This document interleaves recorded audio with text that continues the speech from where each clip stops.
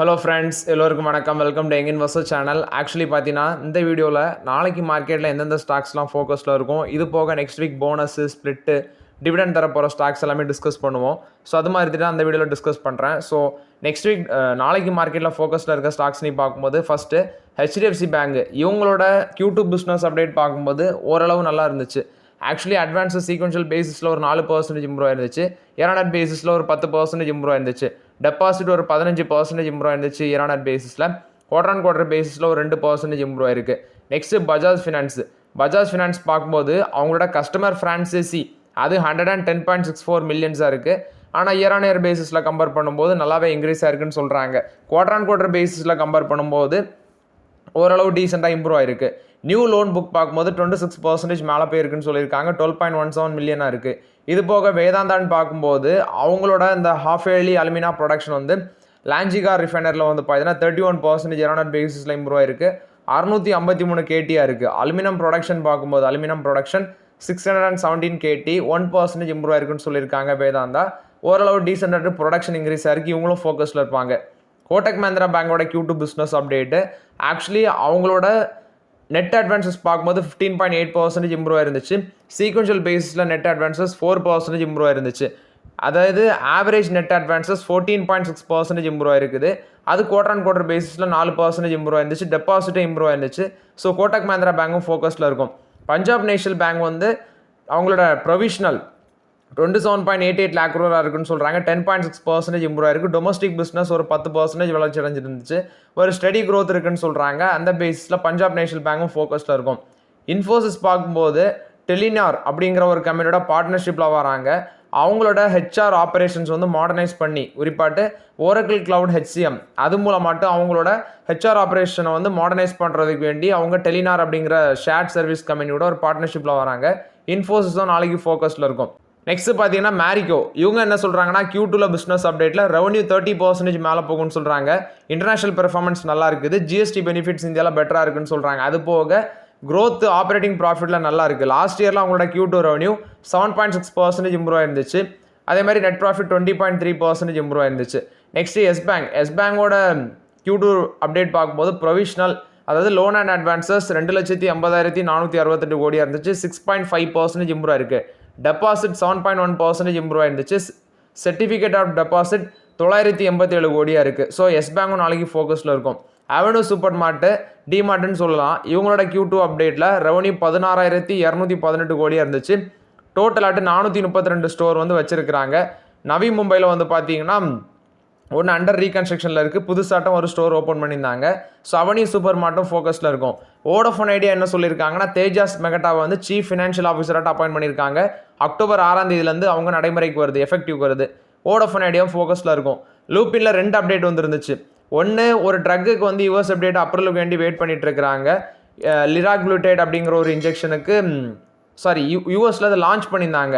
லிராக்ளூடைட் injection வந்து யூஎஸில் launch பண்ணியிருந்தாங்க. குறிப்பாட்டு டைப் 2 டயபிட்டிஸ் அந்த பிளட் சுகர் லெவலில் மேனேஜ்மெண்ட் பண்ணுற ஒரு பென் லைக்டு அந்த பிளட் சுகர் கண்ட்ரோல் மிஷின் மாதிரி ஒன்று லான்ச் பண்ணியிருந்தாங்க. அது அப்ரூவல் கிடச்சிடுச்சு. யூஎஸில் லான்ச் பண்ணியிருக்காங்க. அதோட வேல்யூவே $350 மில்லியன். இது போக லூப்பினுக்கு வந்து யூஎஸ் எப்படி இன்ஸ்பெக்ஷன் பண்ணாங்க ஜூலை 18 to 17 4 அப்சர்வேஷன் இஷ்யூ பண்ணிட்டு போயிருக்காங்க ஃபார்ம் 483 பித்தாம்பூர் ஃபெசிலிட்டியில். ஸோ அதனால் இவங்களும் லூப்பினும் நாளைக்கு ஃபோக்கஸில் இருக்கும்.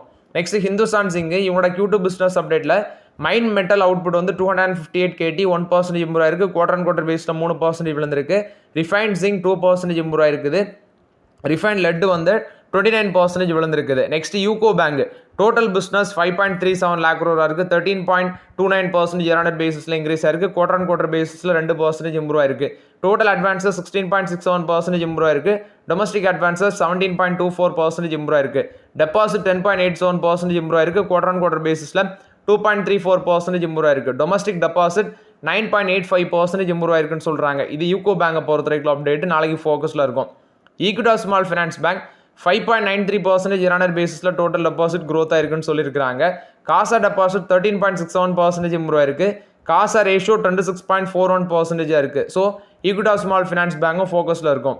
ஏயு ஸ்மால் ஃபினான்ஸ் பேங்கோட டோட்டல் டெபாசிட் 20.8% இம்ப்ரூவ் ஆயிருக்குன்னு சொல்கிறாங்க. சீக்வன்ஷியல் பேஸில் 3.8% இம்ப்ரூவ் ஆயிருக்கு. கிராஸ் அட்வான்சஸ் 22.4% வளர்ச்சி அடைஞ்சிருக்குன்னு சொல்லியிருக்காங்க. இது போக சீக்வென்ஷியல் பேசிஸில் 5.3% இம்ப்ரூவ் ஆயிருக்கு. சோபா அப்படிங்கிற ரியல் எஸ்டேட் கம்பெனி இவங்களோட டோட்டல் சேல்ஸ் வேல்யூ 1902 கோடியாக இருக்குது.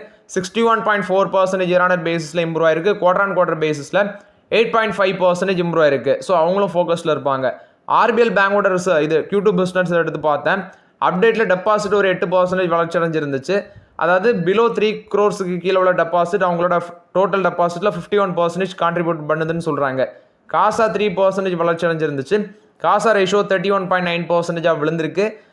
அந்த லிக்விடிட்டி கவரேஜ் ரேஷியோ 127% இருக்குது. இவங்களும் ஃபோக்கஸில் இருப்பாங்க. பன்சால் ஒயர் இண்டஸ்ட்ரீஸ் இவங்களோட அந்த என்டிபிசி ரோடு, அந்த கௌதம் புத்தா நகரில் இருக்கிற என்டிபிசி ரோட்டில் இவங்களோட ஒரு பிளான்ல ஃபயர் நடந்திருக்கு. ஸோ டெம்பரரி வந்து பார்த்தீங்கன்னா ப்ரொடக்ஷன் டிஸ்ட்ரப்ஷன் ஆயிருக்குன்னு சொல்லியிருக்காங்க. பெருசாக யாருக்குமே எந்த இன்ஜுரிஸ் வரலன்னு சொல்லியிருக்காங்க. இது பன்சால் ஒயர் இண்டஸ்ட்ரீஸை பொறுத்த வரைக்கும் அப்டேட். இவங்களும் நாளைக்கு ஃபோக்கஸில் இருப்பாங்க மார்க்கெட்டில். நெக்ஸ்ட் பார்த்தீங்கன்னா ஒரு நண்பர் சொல்லியிருந்தாரு, ப்ரோ நியூஸை நீங்கள் தப்பாக சொல்கிறீங்க அப்படின்னு சொல்லி கமெண்ட் பண்ணியிருந்தாரு. ஆக்சுவலி தமிழ்நாட்டில் வந்து எந்த குழந்தைகளுமே இறக்கலை அப்படின்னு சொல்லியிருந்தீங்க. அது என்ன ஒன்றுன்னா, நான் அந்த நியூஸில் அது ரீட் பண்ணும்போது தப்பாக சொல்லிட்டேன். என்ன நடந்திருக்குன்னா, தமிழ்நாடு கேரளாவில் அந்த மருந்தை பேன் பண்ணியிருக்காங்க. அந்த மருந்து வந்து ஸ்ரீஷான் ஃபார்மா மேனுஃபேக்சரிங் சைட்டில் காஞ்சிபுரத்தில் மேனுஃபேக்சர் பண்ண ட்ரக்கு. மத்திய பிரதேஷில் பார்த்தீங்கன்னா சில குழந்தைகள் இறந்துருக்காங்க. அதனால முன்னெச்சரிக்கை நடவடிக்கையாட்டு கேரளா தமிழ்நாடுலாம் அந்த ப்ராடக்ட் வந்து பார்த்தீங்கன்னா ஸ்டேட் கவர்மெண்ட் பேன் பண்ணியிருக்காங்க. ஆனால் தமிழ்நாட்டில் யாருமே இறக்கலை. பட் தமிழ்நாடோட ட்ரக் ரெகுலேட்டர் வந்து அந்த ட்ரக்கை பேன் பண்ணியிருக்கிறாங்க. அது நிறைய நியூஸஸ் வந்திருக்குது. ஆனால் தமிழ்நாட்டில் யாரும் இறக்கலை, மத்திய பிரதேஷில் இறந்துருக்காங்க. ஸோ அதை ஒரு முன்னெச்சரிக்கையாட்டு நம்ம தமிழ்நாடு கவர்மெண்ட் கேரளா கவர்மெண்ட் ஆக்ஷனில் இறங்கியிருக்காங்க. நெக்ஸ்ட் பார்த்தீங்கன்னா வேதாந்தா கொடுத்த அப்டேட்டு 13,226 கோடி வந்து அலுமினியம் கெப்பாசிட்டி ரேம்பப் பண்ணுறதுக்கு இன்வெஸ்ட்மெண்ட் பண்ண போகிறதாட்டு சொல்கிறாங்க. ஸோ அலுமினியம் ப்ரொடக்ஷனில் இவங்களோட டொமஸ்டிக் மார்க்கெட் 50% மார்க்கெட் ஷேர் வச்சுருக்காங்க. ஸோ இதை இன்னும் இம்ப்ரூவ் பண்ணணும். எபிட்டாவை $8 to $10 billion அளவுக்கு கொண்டு போகணும் அப்படிங்கிற ரேஞ்சில் இந்த இன்வெஸ்ட்மெண்ட்டை பண்ண இருக்கிறதாட்டு சொல்லியிருக்காங்க. ஃபினான்ஷியலாக 28 3.1 million tons of capacity per annum increase பண்ணணும்னு சொல்லியிருக்காங்க. இது வந்து வேதாந்தா லிமிடெட் கொடுத்த update. Canara HSBC life insurance அதோட IPO டேட் வந்திருக்குது. ஸோ ஆக்சுவலி அது எப்போ ஓப்பன் ஆகுதுன்னா October 10 ஓப்பன் ஆகுதுன்னு சொல்லியிருக்காங்க. October 14 க்ளோஸ் ஆகுது. ஸோ இந்த IPO அப்ளை பண்ணுறவங்க நான் வந்து இன்னும் செக் பண்ணலை, பட் நீங்களும் எதுக்கோ செக் பண்ணி பார்த்துக்கோங்க. இதில் என்ன ஒன்றுனா கனரா பேங்க் நெக்ஸ்ட்டு அவங்க தான் ப்ரொமோட்டர். ஆஃபர் ஃபார் சேலில் கனரா பேங்க், HSBC இன்சூரன்ஸ் இவங்க எல்லாமே பார்ஷியல் ஸ்டேக்ஸ் வந்து டைல்யூட் பண்ணுறாங்க. குறிப்பாட்டு ஷேர் ஹோல்டர்ஸ், இந்த PNBயில் ஷேர் ஹோல்டர்ஸாக இருக்கிறவங்களும் சில ஸ்டேக் வந்து டைல்யூட் பண்ணுறதாட்டு சொல்லியிருக்கிறாங்க. ஸோ அதை கொஞ்சம் கேர்ஃபுல்லாக செக் பண்ணிக்கோங்க. ப்ராஃபிட் ஆஃப்டர் டேக்ஸ் இந்த கம்பெனியில் 91.2 crores இருக்குது. ஃபிசிக்கல் இயர் 23ல் 25ல் 117 crores. CAGR பார்க்கும்போது ப்ராஃபிட் க்ரோத்தில் 13.26% இருக்குது. 13.26% CAGR க்ரோத் வச்சுருக்காங்க. எம்பிடட் வேல்யூ 4,272 கோடி ஃபினான்ஷியல் 23ல். இப்போ 6,111 கோடியாக இருக்குதுன்னு சொல்லியிருக்கிறாங்க. ஸோ இது வந்து கனரா HSBC லைஃப் இன்சூரன்ஸோட IPO வரப்போகுது. October 10 ஓப்பன் ஆகி October 14 பார்த்தீங்கன்னா க்ளோஸ் ஆகுது. அதானி வந்து பார்த்தீங்கன்னா ஒரு சிமெண்ட் கிரைண்டிங் யூனிட் வந்து கங்காவரம் போர்ட்டில் வந்து செட்டப் பண்ண போகிறதாட்டு சொல்லியிருக்கிறாங்க. ஸோ இது வந்து அதானி குழுமம் கொடுத்த அப்டேட்டு. கங்காவரம் போர்ட் அந்த ரேஞ்சில் வந்து அதானி கங்காவரம் போர்ட்டில் ஒரு சிமெண்ட் கிரைண்டிங் யூனிட் நாங்கள் செட்டப் பண்ண போகிறோம் அப்படின்னு சொல்லியிருக்கிறாங்க. நெக்ஸ்ட் பார்த்தீங்கன்னா மூடிஸ் வந்து USA எக்கனாமியை வந்து ஒரு வார்னிங் கொடுத்துருக்காங்க. USA economy is on the brink of recession அப்படின்னு சொல்லியிருக்கிறாங்க. இன்ஃப்ளேஷன் வந்து மறுபடியும் 4% மேலே போக சான்ஸ் இருக்குது அப்படின்னு சொல்லியிருக்காங்க. ஆனால் ட்ரம்ப் பண்ணுற வேலையெல்லாம் பார்த்தா அப்படி தான் இருக்குது. அதை பேஸ் பண்ணி தான் அவங்க அப்படி சொல்லியிருக்கிறாங்க.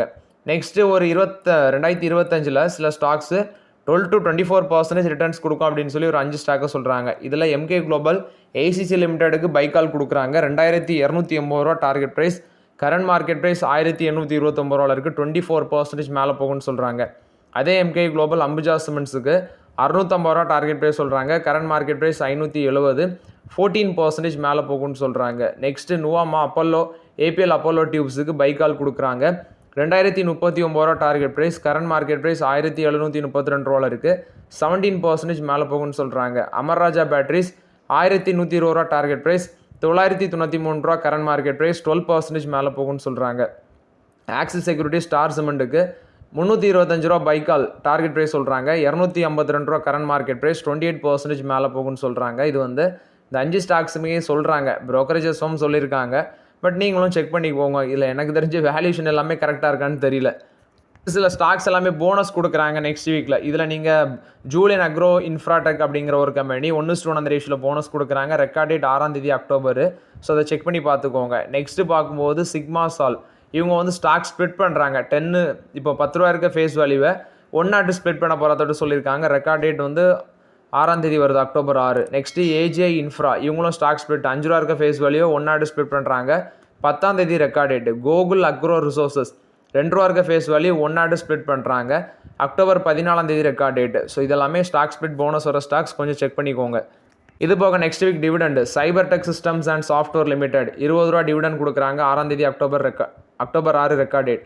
ஹெக்ஸாவர் டெக்னாலஜிஸ் 5.75 ரூபா 10 அக்டோபர் record date. Rashtriya chemicals and fertilizer limited 1.32 காசு கொடுக்குறாங்க. October 10 record date. Next bonus கொடுக்குறது இதில் ஜூலியன் அக்ரோ இன்ஃப்ராடெக் லிமிடெட் சொல்லிட்டேன். நெக்ஸ்ட்டு சயாஜி இண்டஸ்ட்ரீஸ் லிமிடெட் 3:1 அந்த ரேஷியோவில் போனஸ் கொடுக்குறாங்க. October 7. Narmada Macplast drip irrigation systems limited 1:1 அந்த ரேஷியோவில் போனஸ். October 10 record date. Valiant communication limited 1:2 அந்த ரேஷியோவில் போனஸ். October 10 record date. Next stock split சொல்லிட்டேன் ஆல்ரெடி. நெக்ஸ்ட்டு பார்த்தீங்கன்னா அஷினிஷா இண்டஸ்ட்ரீஸ் லிமிடெட் இவங்க வந்து right issue of equity share Monday 6ஆம் தேதி ரெக்கார்ட் டேட் கொடுக்குறாங்க. ஸோ இதெல்லாமே கார்பரேட் ஆக்ஷன்ஸ் வர ஸ்டாக்ஸு. ஸோ உங்கள்கிட்ட இருக்குன்னா நீங்கள் அதை கொஞ்சம் செக் பண்ணி பார்த்துக்கோங்க. டாடா ஸ்டீலுக்கு 2411 கோடி டிமாண்ட் நோட்டீஸ் வந்திருக்கு அப்படின்னு சொல்கிறாங்க. அது என்னன்னா அந்த குரோம் ஓவரோட டிஸ்பேச்சில் ஷார்ட் ஃபால் இருந்திருக்கு. அது வந்து ஒடிஷா அத்தாரிட்டி வந்து இந்த டிமாண்ட் நோட்டீஸ் அனுப்பியிருக்கிறாங்க அப்படின்னு சொல்கிறாங்க. குட்ஸ் வந்து இவங்க டிஸ்பேச் பண்ணதில் அதில் ஷார்ட் ஃபால் இருந்ததுனால இந்த 2410 கோடி ஒர்த் ஆஃப் டிமாண்ட் லெட்டர் வந்திருக்குன்னு சொல்லியிருக்கிறாங்க. ஆக்சுவலி இது வந்து ஜெய்ப்பூர் ஒடிஷாவில் டெபுட்டி டைரக்டர் ஆஃப் மைன்ஸ் அவங்கள்ட்ட தான் வந்திருக்குன்னு சொல்லியிருக்கிறாங்க. இந்த குரோம் ஓர்னு சொல்லுவாங்க, சுகிந்தா குரோமைட் பிளாக்லேருந்து இவங்க டிஸ்பேச் பண்ணும்போது அதில் சில ஷார்ட் ஃபால் இருந்திருக்கு. அதனால டாடா ஸ்டீலுக்கு இது வந்திருக்கு. இது டாடா ஸ்டீலுக்கு ஒரு short time negative update. Next பார்த்தீங்கன்னா 5 IPOs நெக்ஸ்ட் வீக் மார்க்கெட்டில் வருது. இதில் ஒன்று டாடா கேபிட்டல். இது வந்து 3% அளவுக்கு வந்து பார்த்தீங்கன்னா கிரே மார்க்கெட் ப்ரீமியம்லேருந்து லிஸ்ட் ஆகும் அப்படின்னு சொல்கிறாங்க. Next LG electronics. ஆக்சுவலி இந்த IPO பார்க்கும்போது கிரே மார்க்கெட் ப்ரீமியம் 20% இருக்குதுன்னு சொல்கிறாங்க. ஸோ இஷ்யூ ப்ரைஸ் பார்த்தீங்கன்னா 1080 1140, கொஞ்சம் ஓரளவு லிஸ்டிங் கொடுக்க சான்ஸ் இருக்குது. டாடா கேபிட்டல் 3% தான் சொல்கிறாங்க. என்னவோ தெரில, அது லிஸ்டிங் ஆகிற டைமில் மேபி மாடஸ்ட்டாக இருக்கலாம். ஸோ பொறுத்திருந்து பார்ப்போம். ரூபிகான் ரிசர்ச் IPO 13% பார்த்தீங்கன்னா கிரே மார்க்கெட் ப்ரீமியம் இருக்குதுன்னு சொல்கிறாங்க. அனந்தம் ஹைவே ட்ரஸ்ட் இன்வைட் இது வந்து 0% grey market premium. Mittal sections limited IPO இதுவும் வந்து 0% கிரே மார்க்கெட் ப்ரீமியம் சொல்லியிருக்காங்க. நெக்ஸ்ட் FISோட அவுட்ஃப்ளோ பார்த்தீங்கன்னா இந்தியன் மார்க்கெட்டில் 1.98 lakh crore இருக்குது 2025. டோட்டல் செல்லிங் 21 monthஸில் பார்க்கும்போது 21 monthஸில் டோட்டல் செல்லிங் 3.19 lakh crore இருக்குன்னு சொல்லியிருக்கிறாங்க. அவுட்ஃப்ளோ வந்து இந்த செப்டம்பரில் மட்டுமே 27,163 கோடி அவுட்ஃப்ளோ நடந்திருக்குது. ஸோ இந்தியன் மார்க்கெட்டில் பார்த்தீங்கன்னா FIS வந்து ஓரளவு நம்ம பார்க்கும்போதே பார்த்துருப்பீங்க, கண்டினியூஸ் செல்லிங்கில் தான் போய்ட்டுருக்கு. 2024 அவுட்ஃப்ளோ எப்படி இருந்துச்சுன்னா 1,21,210 கோடி அவுட்ஃப்ளோ இருந்துச்சு.